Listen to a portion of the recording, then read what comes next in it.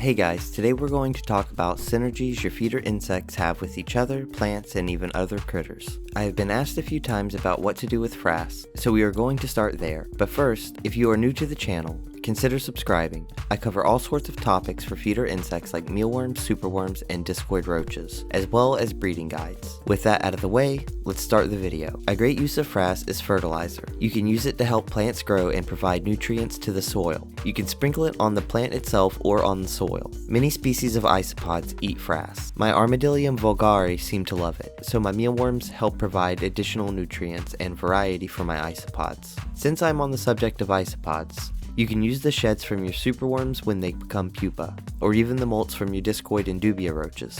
It is another easy way to add something extra to their diet. I also feed my dead superworm beetles and some darkling beetles after they have died and been sitting for a while. They will swarm it and consume every last bit of the hollow beetle. I do not place fresh corpses in there. I just don't want the potential of bacteria from dead organisms to build up and potentially attract flies or other unwanted pests. I save them for something else. Another thing you can do with dying beetles is feed them to a predator that is capable of consuming them. I feed them to my tarantula. I've covered beetle death in another video. Link is in the description and the card above. Check that out if you haven't seen it. It is easy prey for a decent sized tea.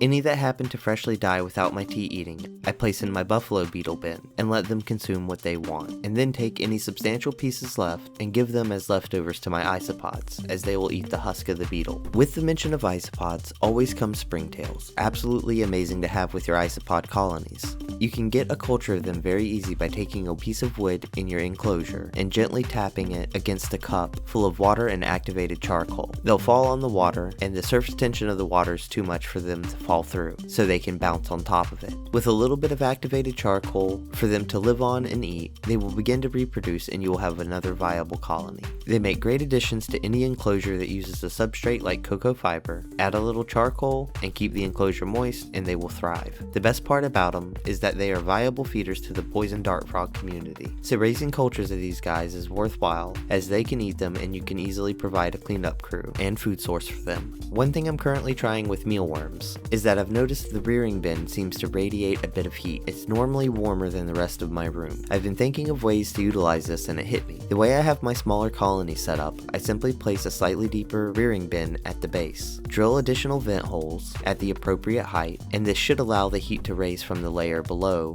to the layer above, which should have the eggs of the colony above falling through. Maybe it will help the eggs hatch faster? I'm not sure if the heat would reach the third colony above it, however it may be able to raise the colony directly above it by a few degrees, which could hatch the eggs faster and help speed up the metabolism of the beetles above and have them reproduce faster. This is just an idea, but I'm going to give it a try since I have the bins I need on hand and already have a setup that can utilize this. They take up less room and it may be more viable for me to do it this way. Whether or not it helps the eggs hatch above, this will save a lot of space going forward. Just an idea for potential free heat. So that about sums it up, guys. These are some of the ways your feeder insect waste can continue to benefit you and how some of your feeders can synergize with each other. If you like this video and have it in your critter loving heart, give me a like, a subscribe, and hit the bell icon for more videos like this. And as always, from the Gizzards and I, have a wonderful day.